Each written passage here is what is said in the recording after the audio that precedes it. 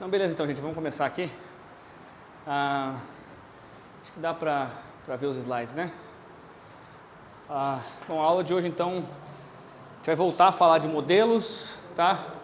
E é uma aula bastante importante e, bom, é sempre muito empolgante falar desse assunto porque talvez seja um dos modelos de maior sucesso em Deep Learning hoje, né? Então, e as redes convolucionais foram as redes que de fato trouxeram aí esse boom de Deep Learning à tona no meado da década passada, né? Então, eu lembro muito claramente quando eu estava no mestrado em 2014, ninguém se falava, assim, ninguém falava de Deep Learning, não existia praticamente esse termo ainda. E quem estudava essas coisas, assim, eram pessoas que estudavam uma área específica lá de IA e tudo mais, assim, era o pessoal de visão computacional. E de repente, de uns anos ali para frente, uns 3, 4 anos para frente, isso aí virou basicamente uma ferramenta padrão para todo pesquisador de IA. Assim, a gente tem que estudar isso porque é um negócio que funciona muito, muito bem. E não só em imagens, isso que é legal. Essas redes são muito poderosas e hoje a gente vai tentar mostrar mais ou menos por quê. Bom, o slide aqui não está correto, mas a ideia de hoje então é falar quase que toda a parte de redes convolucionais, tá? Então, CNN, Convolutional, CNN é a sigla padrão, né, em inglês, que é Convolutional Neural Net. Em português, redes neurais convolucionais. Então, a gente vai falar de compartilhamento de parâmetros, compartilhamento de parâmetros,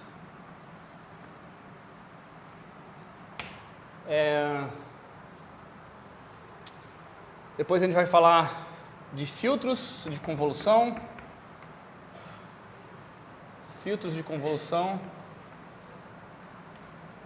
depois de convolução em si, tá? Depois a gente vai falar de convolução em volumes, tá? Depois a gente falar de uma camada, a ideia de camada de CNN,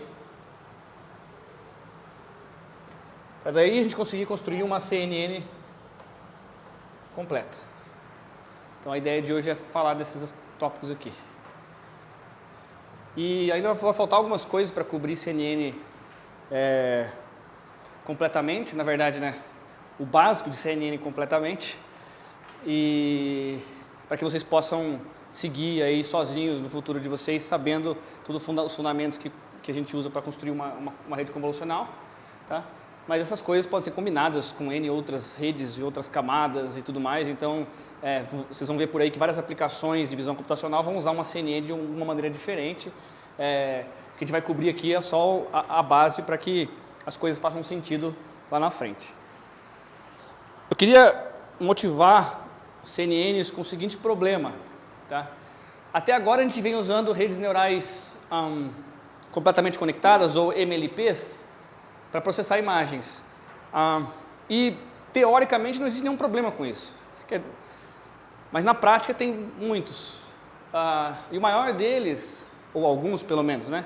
Mas o principal deles é que quando a gente transforma uma matriz num vetor, lá quando a gente achata a imagem, né, para criar um vetor de características, o nosso vetor ele tem uma ordem de complexidade, ou tamanho, né, desse vetor, ele tem ordem quadrática, né? Vamos olhar para isso aqui, por exemplo. Imaginem a imagem de referência aqui, né, da disciplina, que é esse gatinho aqui, que foi gerado pelo Midjourney. Se você assumir uma imagem grande, quando eu falo, essa imagem hoje em dia nem é muito grande, essa imagem, uma imagem de 1000 pixels de altura por 1000 pixels de largura. Essa é uma imagem de 1 megapixel. Né? Hoje a gente trabalha com imagens de 20 megapixels, ou enfim, muito maiores que isso. Mas isso é uma imagem de 1 megapixel, tá? 1000 por 1000 pixels. Se a gente fosse criar, ou usar uma MLP para processar essa imagem, né? O computador não está funcionando? Parou de funcionar?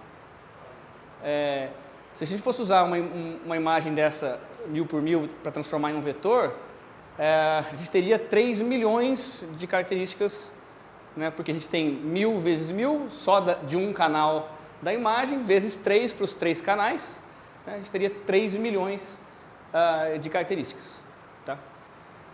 Então, se a gente assumisse agora uma camada de entrada, a primeira camada oculta ali, ó, que está destacada em laranjinha, né? Pelo menos parece aqui, se o tamanho daquela camada M1 ali fosse igual a 1000 também, tá?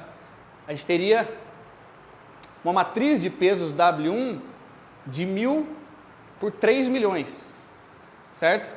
3 milhões é o tamanho do vetor de entrada.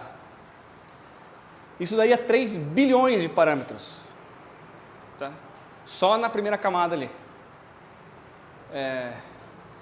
Bom, e qual que é o problema? Bom, um problema óbvio dessa situação é que a gente vai precisar de memória suficiente para armazenar isso aí, né? Mas tem um problema teórico também, que a gente dificilmente vai conseguir um volume de dados razoável para evitar sobreajuste. Porque lembra, quanto mais parâmetros a gente tem no modelo, maior a capacidade de representação de fronteira de decisão. Então, quanto mais parâmetros a gente tem, mais dados a gente precisa para evitar sobreajuste ou overfit. Entendeu? E aí, sim, lógico, a gente pode usar a regularização, como a gente já viu, agora a gente poderia usar a regularização para tentar resolver esse problema, acabaria matando vários neurônios ali dentro, mas esses neurônios estariam ali instanciados inicialmente, isso gastaria eventualmente muito recurso computacional, que é de fato também um problema prático muito importante. Tá? Então, a grande motivação de CNNs é essa explosão de parâmetros que a gente tem com as MLPs, para processamento de imagens grandes. Notem que se você tiver uma imagem pequena, que nem a gente estava lidando com 28 por 28 lá, não é tanto um problema, tá? Essa questão de memória, mas como as imagens hoje em dia na prática são muito maiores do que isso, né, a gente praticamente não se usa mais MLPs para processamento de imagem. Um outro problema que vocês forem notar é o seguinte: se eu tivesse uma permutação desse vetor de entrada, daria na mesma, né? Eu aprenderia a mesma coisa. Se eu pegasse a imagem, achatasse ela e girasse uma permutação, o que eu ia acabar aprendendo no final era a mesma coisa. Então a gente perde a localização dos pixels ali, sabe? E isso é ruim para aprendizado. E vocês notaram lá, eu acho que nos trabalhos de vocês, de que se você tentar classificar imagens de gatos, ou qualquer outra imagem que você pegasse na internet, se você tentasse usar o seu modelinho lá, que deu 80% de acurácia para prever o rótulo daquela imagem, muitas vezes tinham imagens que pareciam óbvias lá, isso aqui é obviamente um gato, ela vai lá e erra, né? Mas como que pode, se a acurácia é 80%, certo? Deveria acertar mais do que errar, né?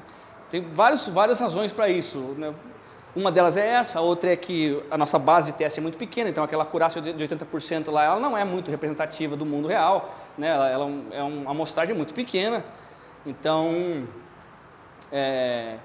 sempre lembra que a gente não está trabalhando com modelos determinísticos, então aquele valor lá é um valor estatisticamente válido para aquela distribuição. Então, se você for na internet, você treinou lá com um conjunto de dados que vocês nem conhecem direito, porque eu dei para vocês a base de dados, né? Vocês não sabem nem a origem daquele conjunto de dados. Então, se você vai na internet, baixa uma imagem de algum lugar qualquer, faz um downsampling lá para chegar na resolução correta e testa, é muito provável que a distribuição seja completamente diferente, entendeu? Então, não dá para inferir muita coisa desses experimentos assim pequenos que a gente faz. Deixa eu testar aqui 3 imagens, aí não funciona, você fica tirando conclusões. Não dá para tirar nenhuma conclusão se você não tiver com um experimento controlado. Tá. O que são convoluções? Então, convoluções em processamento de imagem, tá? Isso fica importante, porque convoluções são operações matemáticas mais complexas. Convoluções, em geral, são formas de combinar duas funções, tá? Na matemática. Então, pensa o seguinte: como é que você multiplicaria duas funções? Como é que você somaria duas funções? Tá? Convoluções são operações que fazem isso, que combinam duas funções matemáticas. Só que em processamento de imagem, convoluções também significa combinações. A gente vai ver combinações de quê, necessariamente, mas quando vocês pensarem em convoluções do ponto de vista de visão computacional ou processamento de imagem, o que a gente está falando é de uma operação para aplicar filtros, tá? Numa imagem original. Então, imagine um filtro aqui de borrar a imagem, né? Eu tenho a imagem original aqui, eu aplico um filtro, eu transformo essa imagem, tá? Com esse filtro, e eu obtenho uma imagem x', vai ser a imagem chama x, eu vou ter uma imagem x', que que nesse caso tem o mesmo tamanho da imagem original, mas tem os pixels borrados ali. Tá? O que o Photoshop faz. Tá? Você vai no Photoshop, você aplica filtros, ou então o próprio Instagram faz algo nesse sentido aqui. Bom, o que são filtros então? Tá? Um filtro, também chamado de kernel, tá? Se você falar kernel, filtro é a mesma coisa. Tá? É uma pequena matriz, geralmente 3x3, está aqui o filtrozinho em azul, aqui, ó, destacado. Tá? Esse é um filtro, esse filtro aqui específico é um filtro para fazer aquele efeito de blur lá, tá? Exatamente esse filtro aqui. Tá? Notem que essa matriz foi criada manualmente, tá? É uma matriz 3x3, essa matriz aqui é o filtro. Tá? E a gente vai chamar que é um filtro, essa matriz é uma matriz de pesos, então cada elemento ali tá funcionando, cada elemento aqui dessa matriz é um peso desse filtro. Tá? E como é que a gente usa esse filtro? A gente aplica a notação, eu estou usando aqui o operador multiplicação, tá? Mas não é uma multiplicação ponto a ponto pura e simplesmente. O que a gente vai fazer é uma multiplicação, vocês podem pensar nessa multiplicação como uma soma ponderada. Isso, ó, tá vendo aqui? Eu vou pegar M, essa é a imagem original, tá? E K é o kernel. Então, eu vou pegar esse elemento aqui, ó, 206, pegar esse elemento aqui e multiplicar por 0.065, mais esse elemento aqui, multiplicar por 0.025, né, mais esse elemento aqui, multiplicar por esse aqui, aí passa para baixo, né, 144. Isso só que continua somando, entendeu? Continua somando. Então, para esse pixel aqui, 161, o resultado da aplicação do filtro, tá? É essa operação aqui. Então, o que o filtro faz? Ele olha para a vizinhança. Tá? Ele calcula uma soma ponderada de pixels olhando para a vizinhança do pixel. E você se inclui também na sua vizinhança, como se você fosse o seu vizinho também. Né? Porque notem aqui que o 161 aqui está na conta também. Então, são 9 termos.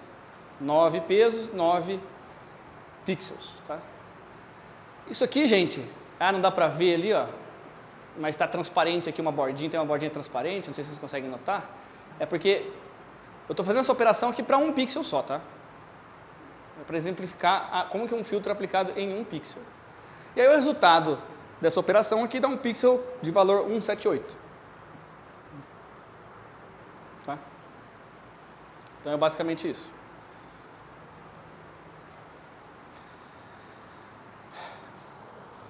E o que são convoluções? Então, uma convolução entre uma imagem e um filtro, tá, é fazer aquela operação lá para todos os pixels da imagem. Tá? Então, aqui eu tenho o mesmo filtro, ó, só que agora eu tenho uma imagem aqui original 5x5. Tá? O que a gente estava olhando lá no último slide era só essa porção inicial aqui, ó, as três primeiras colunas, as 3 primeiras linhas. Só que uma convolução é a mesma operação, tá? Só que aplicada em toda a imagem. Então, a imagem transformada da aplicação do filtro, da convolução em si da imagem com esse filtro aqui, blur, ele vai reduzir o tamanho da imagem. Ela vai transformar a imagem de 5x5 em uma imagem de 3x3. Por quê? Porque, por definição, a gente só pode aplicar a convolução quando o filtro caber dentro da imagem. Se tiver algum desses pesos estivessem fora ali da imagem, não pudessem ser computados, a gente vai dizer que a operação não é definida. Tá? Você não ia colocar zeros ali por padrão ou desconsiderar aquilo. Tá? Simplesmente ele não é definida. Então, o que vai acontecer na prática é que você vai começar a sua convolução lá no canto esquerdo superior, né? E aí você vai nesse caso aqui o resultado a gente tinha visto lá, do outro lado, o primeiro pixel, eu estou fazendo, ó, eu estou olhando aqui para esse pixel 161 aqui, tá? Então, na imagem resultante, o primeiro pixel lá superior esquerdo vai ser igual a 178, tá? Então, aqui notem que eu estou multiplicando 206 por esse peso, depois 205 por peso do meio, 247 por esse peso e assim sucessivamente. Então, isso tudo aqui me dá um número só, que vira o primeiro elemento da minha matriz transformada. Aí, eu passo para frente. Eu dou um passo para frente na direita e agora eu estou calculando a transformação do pixel, esse aqui, ó, 137, que é o pixel do meio do filtro ali, ó. Tá? Ele vai dar 175 e a gente coloca ele lá. A gente faz isso mais uma vez. Agora eu estou fazendo para o pixel 244. Tá? Vai dar 216, certo? Bom, vocês já pegaram a ideia, certo? Quando acaba a linha, a gente passa para baixo, uma linha para baixo. Tá? E aí agora eu estou no pixel 154, isso vai dar 141, fazendo a operação. Tá? E aí a gente segue e faz isso para a imagem inteira. Tá? E aí a gente tem agora uma imagem transformada 3x3, aplicando o filtro em cada um dos pixels ali do interior aqui da imagem. Tá? Então a gente perdeu essa borda aqui, ó. Certo?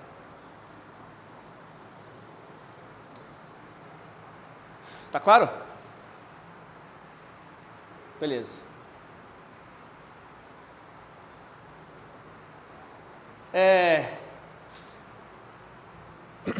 Filtros, eles não são puramente só estéticos, tá?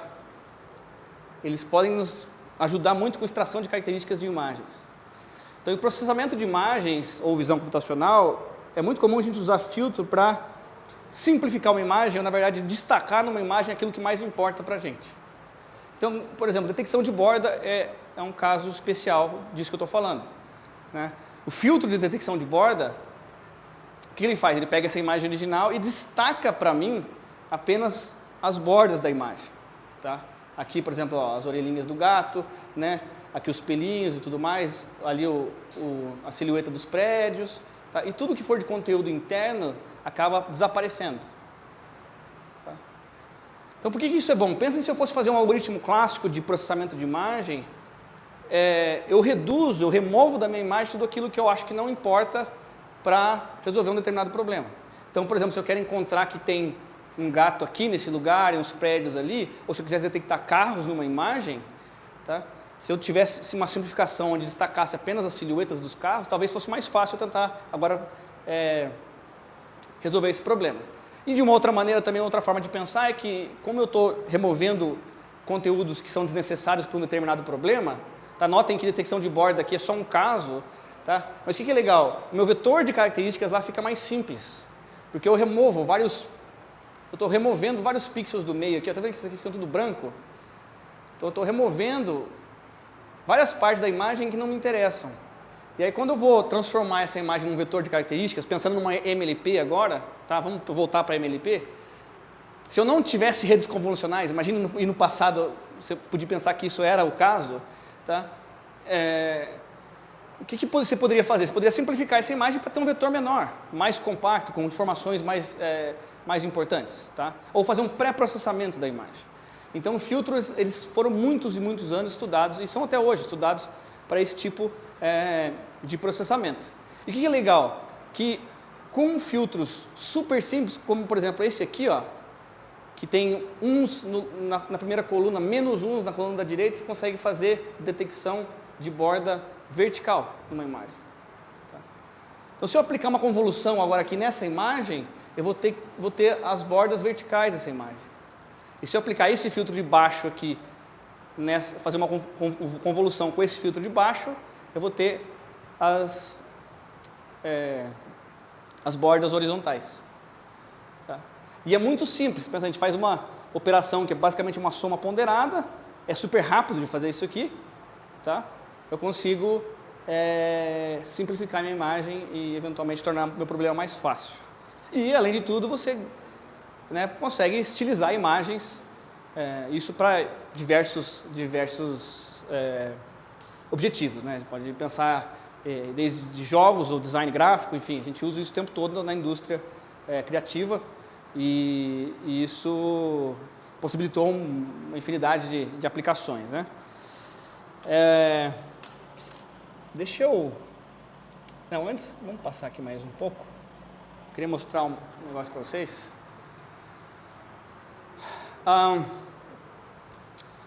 Bom, historicamente o que aconteceu, né? Tipo, esse problema ele foi muito e é muito importante dentro da comunidade de processamento de imagens. Então, várias pessoas, ou a própria comunidade, ficou estudando esses filtros cientificamente. Faziam experimentos, testavam números, né?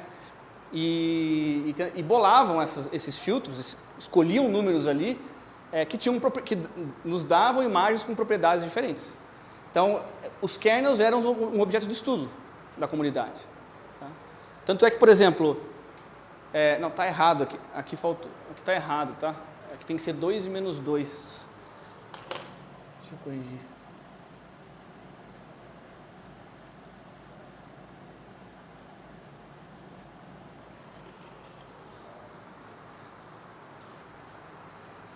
Esse filtro aqui, ó, notem que ele é basicamente esse filtro aqui padrão de detecção de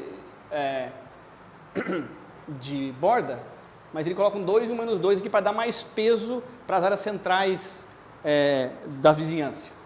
E aí esse filtro é chamado de Sobel, que é um filtro específico. E aí você tem uma outra variação, que é isso aqui, que tem 3, menos 3, 10, enfim, os sinais se mantêm, só mudam ali os pesos, né? E a gente tem um outro filtro chamado Char Filter, né, que é outro filtro de detecção de borda e tal. Então, as pessoas estudavam isso. E esses números não são testados assim aleatoriamente, empiricamente, tá?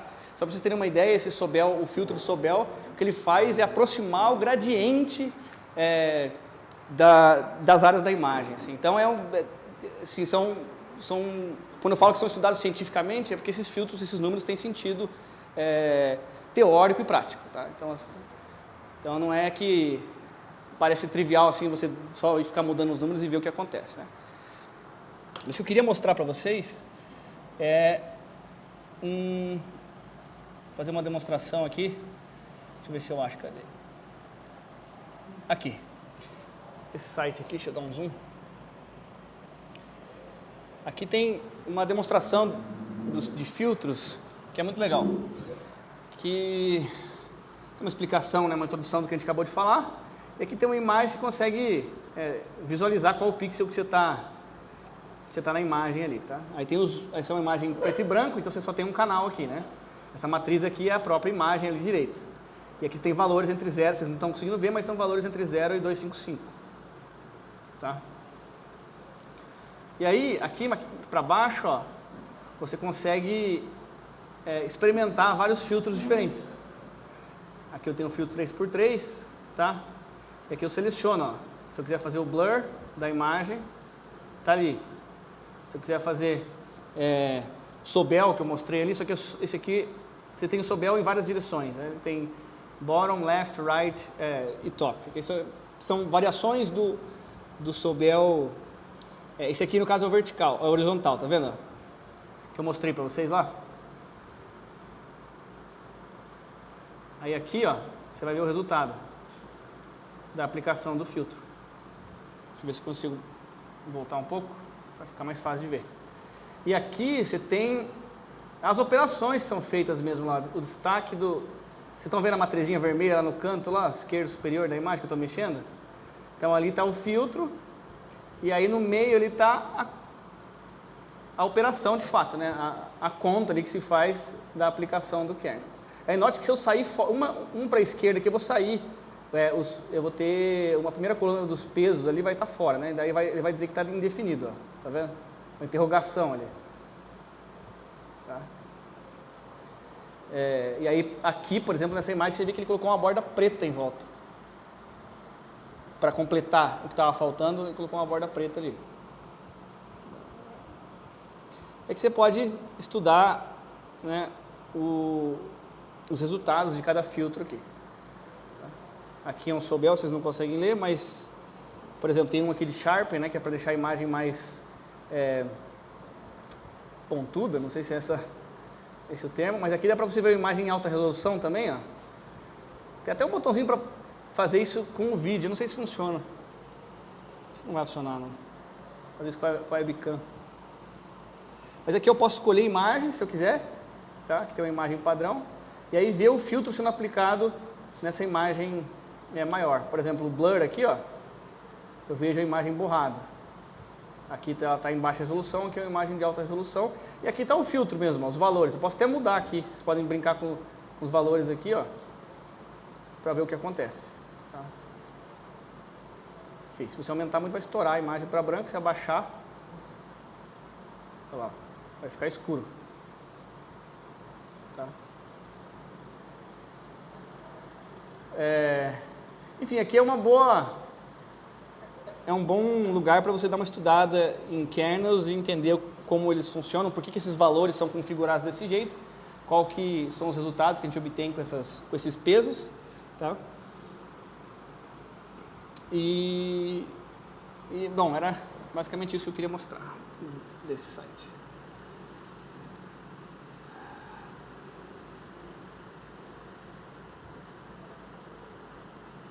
Alguma dúvida até agora?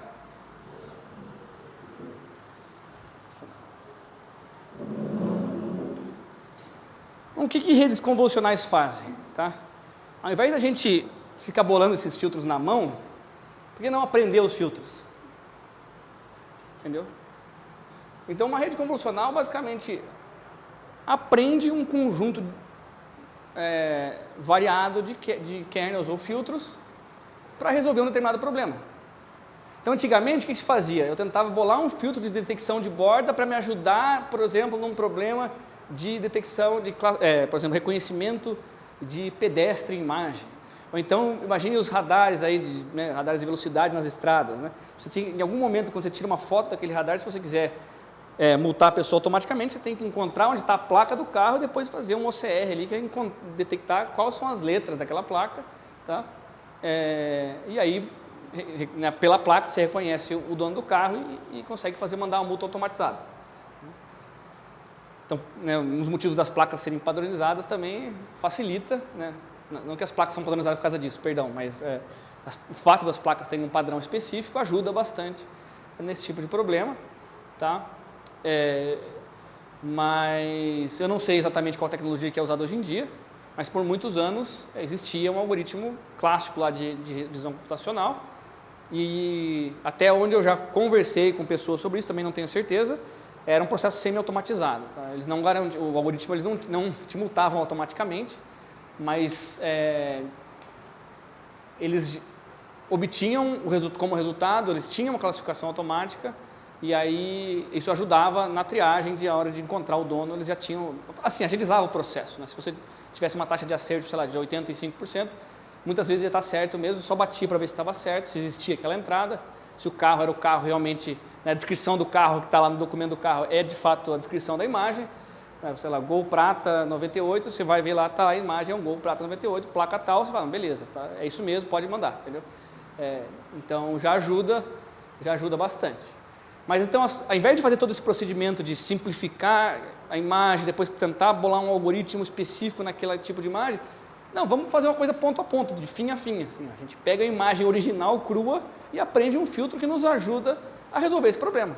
Porque nós humanos temos nossos vieses, né? Tipo, a gente cria os filtros que a gente acha que vai funcionar e que vão ajudar a resolver o problema. Por quê? Porque a gente está enviesado por como o nosso olho funciona. Por exemplo, se eu fosse identificar um carro, ou se você me perguntasse se eu fosse identificar um carro versus uma pessoa de longe, assim, né, a gente olha pelo formato primeiro, ou pela cor, enfim, né, enfim, vários conjuntos, né, de features. Mas o formato talvez seja a primeira dela, né? Se você olhar uma imagem de longe, você consegue dizer aqui, né, tem uma árvore, aqui tem um carro, tem uma placa.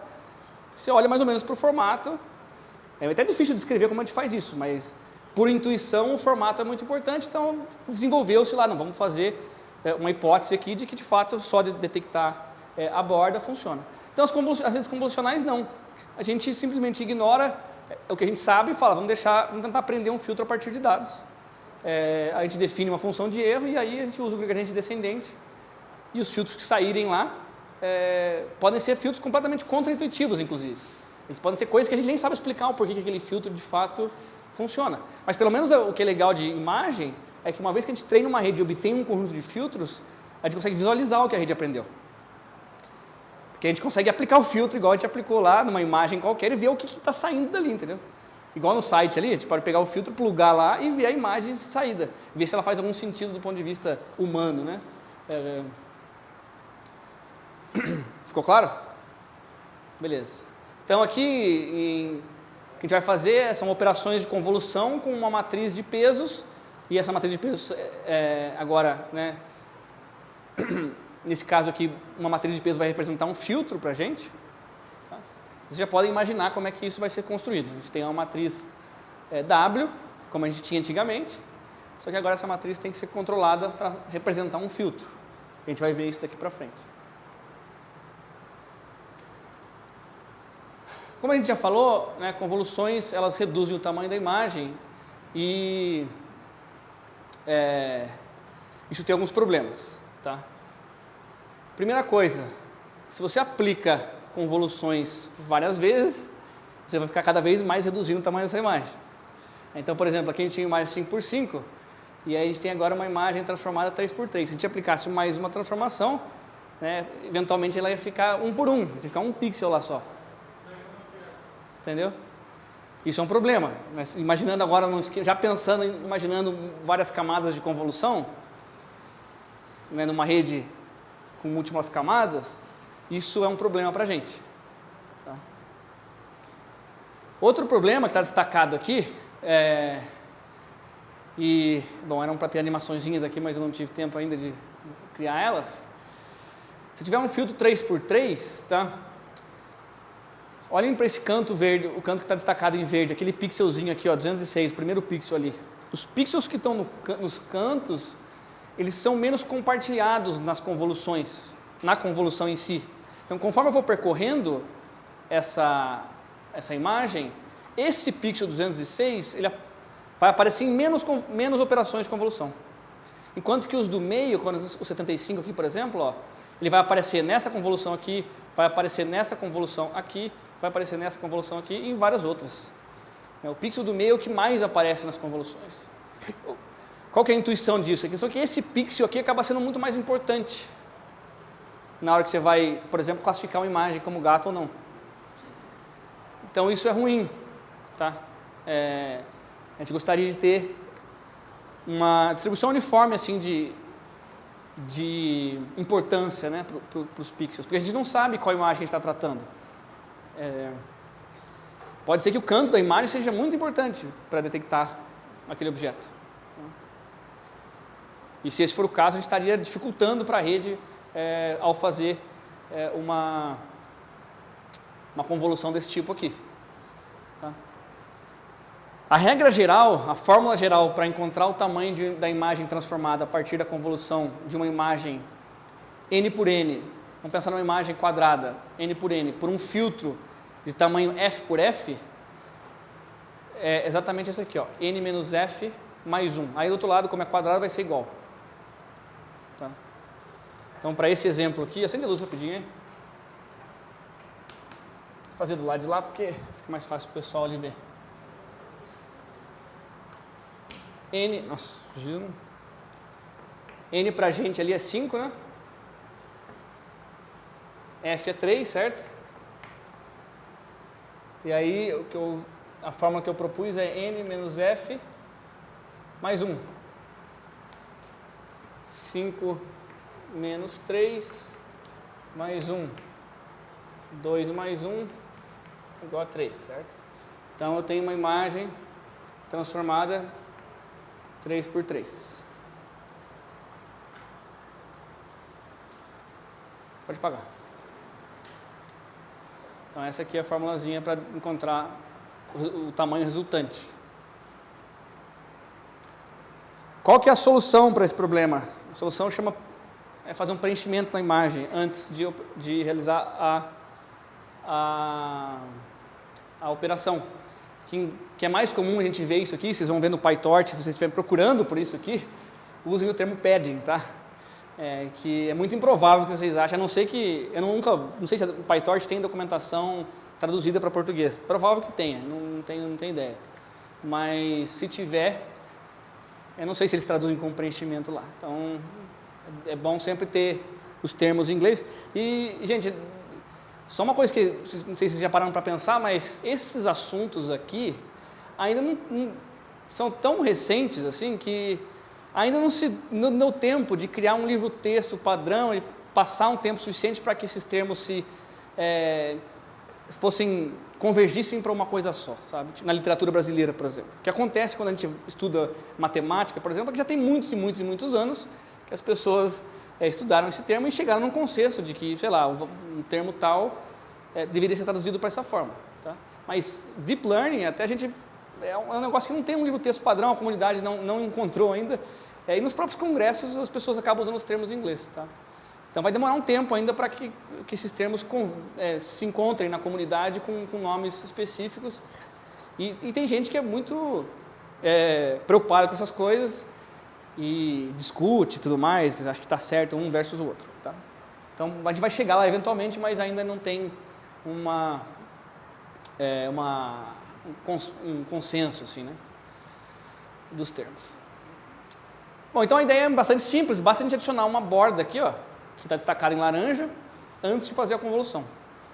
E essa borda, ela pode ter um tamanho arbitrário P. Aqui eu destaquei uma borda de tamanho P igual a 1, você poderia colocar uma borda de tamanho 2, aí você ficaria 2 pixels para cá, 2 pixels para cá, né, 2 pixels para cima e 2 para baixo. Você pode colocar P igual a 3, você pode colocar o padding do tamanho que você quiser. É um hiperparâmetro da sua convolução. Tá?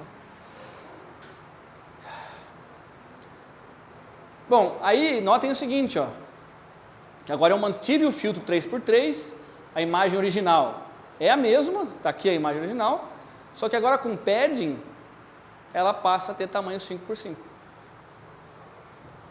E a regra geral agora muda um pouco. Ó. Você tem que somar esse 2P aqui na fórmula, onde P é o tamanho do padding. Você acende a luz para mim, por favor, só para a gente fazer aqui e ver que está certo. Porque às vezes eu estou escrevendo essas coisas, acabo introduzindo um termo sem querer e tal. Mas, então a gente tem N igual a 5, F igual a 3, não é isso? Eu estou dizendo então que o tamanho da imagem vai ser final, com padding, vai ser N mais 2P, aí o P agora é igual a 1 para a gente aqui, menos F mais 1. Então isso daria 5 mais 2 vezes 1, né? Menos 3 mais 1, que é igual a 5 mais 2 menos 3 mais 1. Isso aqui dá menos 2, isso aqui dá 2, né? Então cancela, já dá 5. Tá certo. Então dá 5. Então a gente obteve uma imagem 5x5 ali, que é o tamanho original da imagem. Então o padding resolve o nosso problema. Pode apagar. E o padding resolve o outro problema, que é aquele problema da gente quer dizer, não é que ele resolve outro problema. O que ele faz, basicamente, é possibilitar que a gente aplique o filtro para os pixels de canto. Né? Por padrão, gente, por convenção, né, o valor que se aplica no padding, os valores que você coloca aqui são zeros, tá? Eu não coloquei, mas são zeros. E aí o que vai acontecer? Esse pixel, ele vai continuar não tendo a mesma intensidade ou o mesmo valor do que os outros pixels, porém vai ser reduzida essa diferença. Porque agora, quando eu for aplicar o filtro para esse pixel 206, pelo menos eu tenho esses 3 vizinhos aqui para olhar. Eu tenho menos vizinhos, mas pelo menos eu tenho algum. Né? Então é como se eu tivesse menos informação, mas é melhor do que não ter nenhum. Né? Os outros termos, obviamente, vão ter peso zero, então aqueles termos vão zerar todos, né? Eu só olho para os vizinhos aqui do canto, nesse caso aqui, esses 3 aqui. Para esse pixel 205, você já tem um pouco mais, ó. Esse pixel 205, você já tem o 206, todo esse U aqui, ó. 206, 244, 161 e tal. Tem todos esses aqui.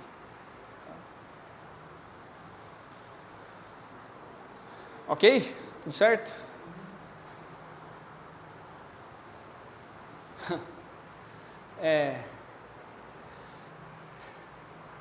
Se você quiser garantir que a sua imagem de saída transformada vai ter exatamente o mesmo valor da sua imagem de entrada, você pode calcular o valor de P. Então, nesse caso, você vai ter, tendo uma imagem de tamanho N por N e um filtro de tamanho F por F, aí eu estou destacando aqui um filtro com F ímpar. Vocês notaram, até então eu usei apenas filtros 3x3 e dificilmente você vai ver um filtro 4x4, tá? Geralmente todos os filtros vão ser ímpar mesmo, 3, 5, 7, 9, e esse aqui é uma razão dessa. E outra coisa, o filtro ímpar tem um meio, né?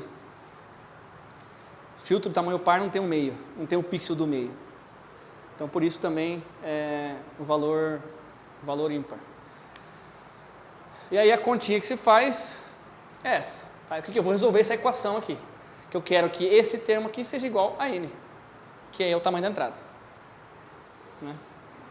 Vou forçar aquela regra geral ser igual a N de volta. Então, esse termo N com N cancela, né? Então, aí eu tenho que 2P menos F mais 1 igual a 0.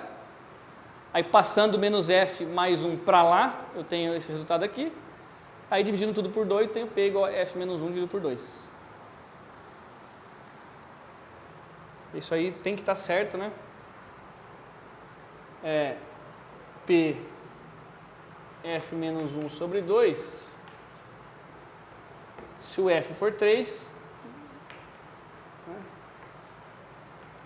2 sobre 2 igual a 1. Notem que o padding lá tinha o tamanho 1. Então, bateu as contas aqui.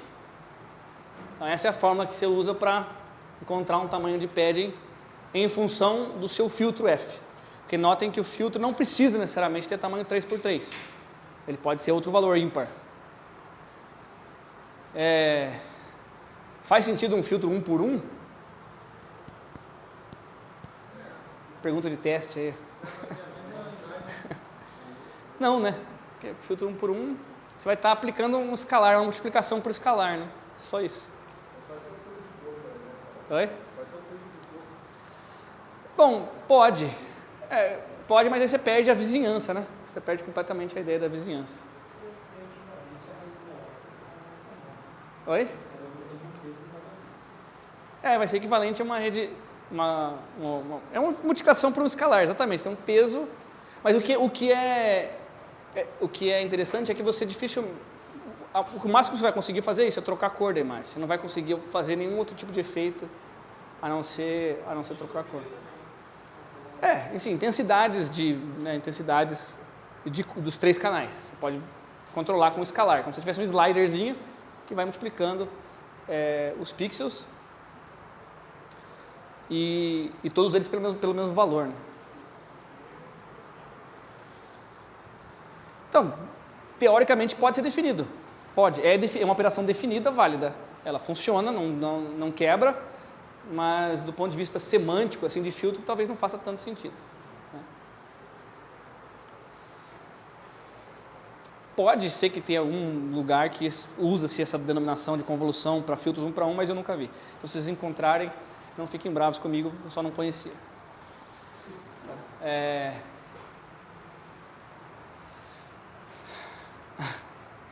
Bom, esse foi outro termo que eu traduzi assim, Strided Convolutions, que é tipo, traduzir como convoluções passadas, mas não sei se esse termo ficou... Passados o que se refere com passos, tá? Dando passos maiores do que 1. Então, Strided Convolutions é essa ideia de você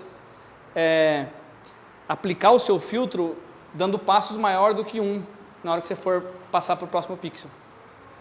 Tá? Então, voltando para o nosso exemplo lá, filtro 3x3, mesma coisa, imagem original, mesma coisa, 5x5, tá? A única diferença aqui agora é que ao invés de passar 1 pixel para a direita, eu vou passar 2. Onde esse 2 é um parâmetro, agora stride, que ali é igual a 2, mas pode ser qualquer. É um outro hiperparâmetro, na verdade, de uma convolução, que é que é o tamanho do seu passo. E esse tamanho vale tanto na horizontal quanto na vertical. Então, se eu der um passo na vertical, agora eu vou pular 2 para baixo também. Passo, não dá o passo mesmo.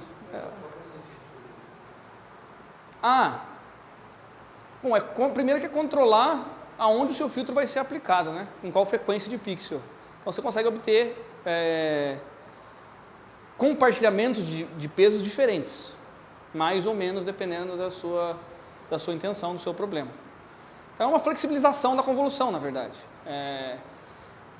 Se você tem imagens muito grandes, com uma resolução muito grande, pode acontecer que vão ter áreas ali que são basicamente o mesmo valor de pixel. Assim. Tipo, se você tivesse uma imagem do Sol, por exemplo, é um monte de pixel amarelo, vermelho, intensidades de laranja, assim e tal. Se tivesse uma imagem, sei lá, de 4K, você ia estar varrendo aqui isso aí um por um, assim, aí você não ia fazendo muita diferença, entendeu? Porque ali é tudo, praticamente você vai demorar muito para andar nessa imagem muito grande, aí vale mais a pena você ter um passo maior, talvez com uma convolução um pouco maior. Isso tudo é para ajustar ao tamanho das imagens diferentes, entendeu?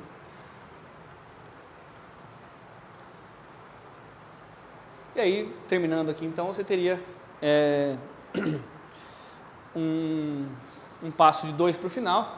E aí, notem a diferença agora. Se eu mudo o tamanho do passo, eu mudo o tamanho da imagem também. Tá, e agora não dá para ver ali, mas tem uma imagem, um quadradinho aqui, dividido ao meio, então uma imagem 4x4. Aqui, ó, tá aqui, ó, não sei se vocês conseguem ver, mas tem um quadradinho ali. Deveria ter colocado isso mais intenso.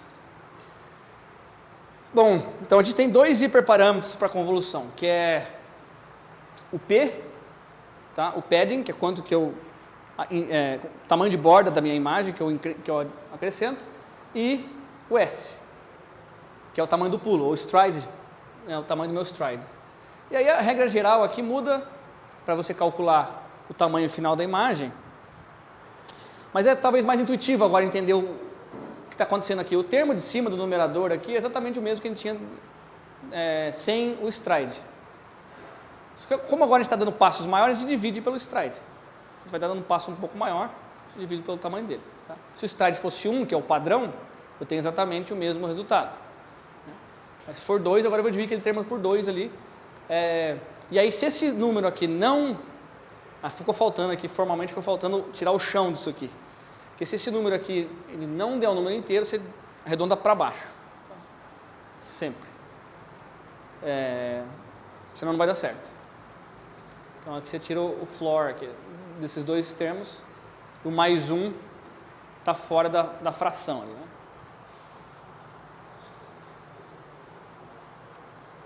Bom, deixa eu verificar isso de novo. Acende a luz, por favor. Vou fazer uma vez. Aqui... não precisava ter mudado, né? N igual a 5. F igual a 3. P igual a 1. S igual a 2. Peraí, o P... Acho que o P está 0 aqui, né? Quando eu fiz a convolução, eu comecei da onde?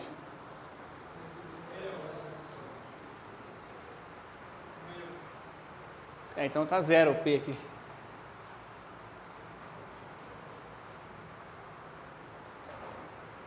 Isso, então deu uma imagem 2 por 2.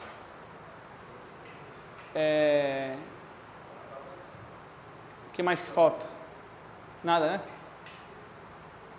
N mais 2P menos F dividido por S mais 1. Vou fazer mais aqui dá 0. N dá 5 menos 3 dá 2. S é 2. Deu certinho. 1 mais 1 igual a 2. É isso mesmo. Pode pagar. Beleza, então agora a gente tem essas Strided Convolutions, que é, por padrão, a convolução é definida com passos de tamanho 1, por isso que ela tem um nome específico aqui para destacar que a gente tem esse parâmetro aí.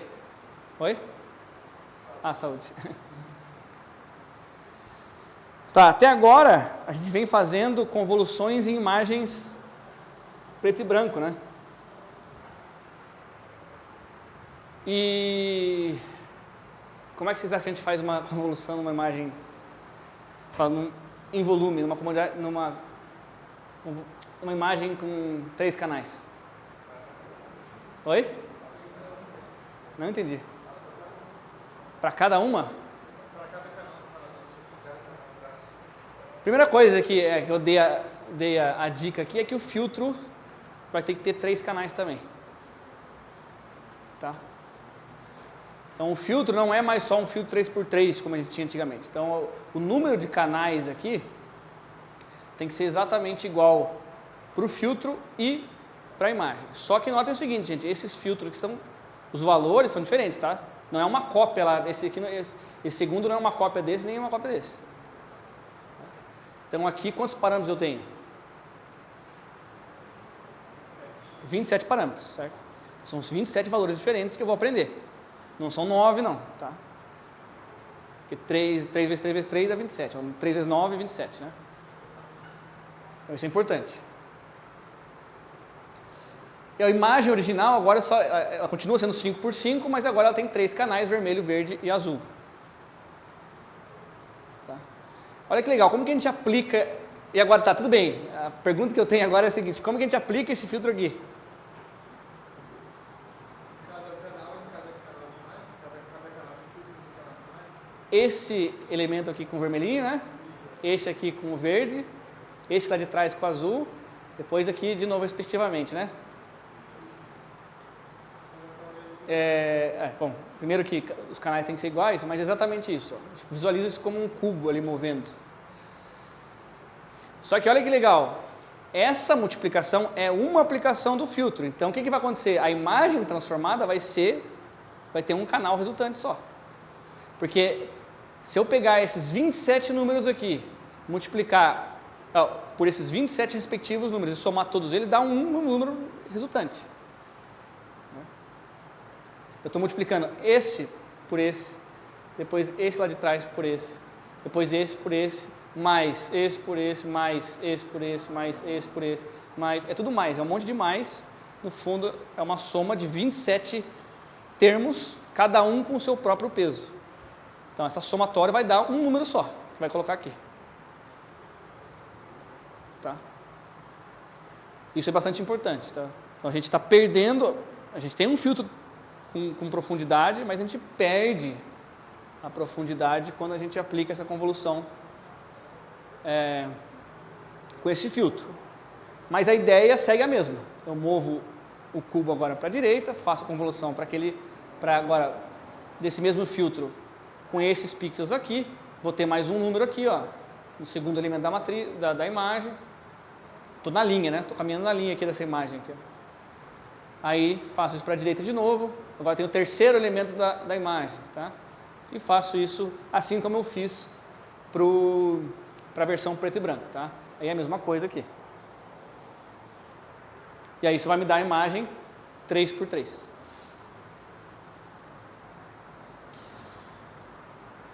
É interessante isso, né? Porque a gente tem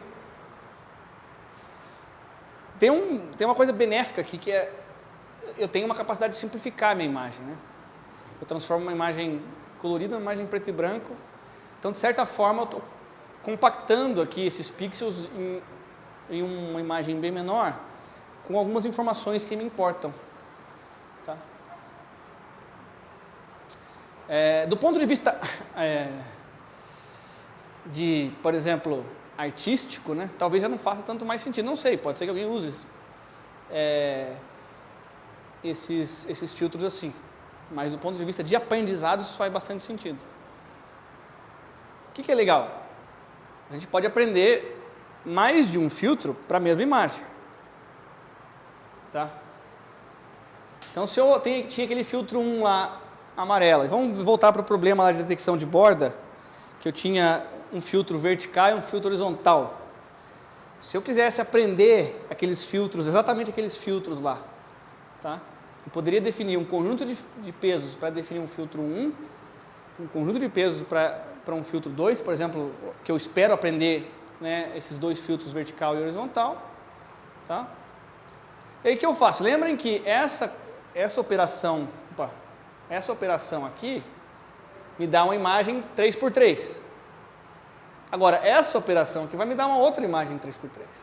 Então, o que eu posso fazer? Eu posso combinar essas duas num volume, e criar um volume, agora uma imagem de 2 canais, 3x3x2. Tá? Se eu tivesse 3, 4, 5, N filtros, tá? Eu teria uma imagem 3x3 por N. Para eu criar uma camada de uma rede convolucional, eu tenho basicamente que definir a quantidade de filtros que eu quero aprender, o tamanho F desses filtros, né? Que é o que eu preciso, né? Eu preciso desse Fzinho. Aí aqui, esse canal 3 aqui, para a camada de entrada, pensando agora já numa rede mesmo, depende da minha imagem, né? Que se eu quiser processar uma imagem 5x5x3, né?